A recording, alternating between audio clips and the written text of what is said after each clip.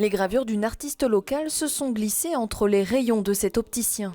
Habituellement, à cette époque de l'année, des braderies et brocantes se tiennent dans l'artère commerçante de l'avenue Georges-Henri. Mais pour attirer le client, cette année, un parcours d'artiste est proposé. Entre une braderie et une brocante et un parcours d'artiste, il n'y a pas photo. Mais l'initiative de dire on essaie de faire quelque chose est bonne, même très bonne. Maintenant, il faut la répéter.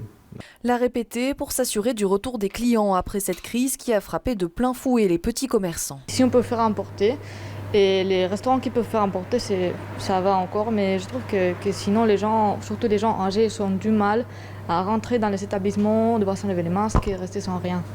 Avec un taux de vide locatif faible, le bilan santé de l'avenue Georges-Henri est plutôt bon.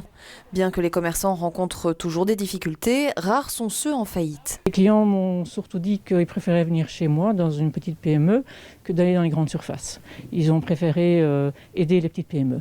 À défaut de pouvoir organiser de grands événements, la commune de Woluwe-Saint-Lambert a misé sur une initiative solidaire entre artistes et commerçants. Les artistes ont été privés de rencontrer des gens, privés de s'exprimer. Et les commerçants aussi ont été privés de rencontrer les gens, des clients dans ce cas-là.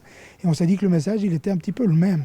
Est-ce qu'on ne peut pas inviter la population à revenir dans les magasins et à rencontrer les artistes par un événement commun ? Une collaboration artiste-commerçant qui, pour certains, se prolongera après le week-end du client.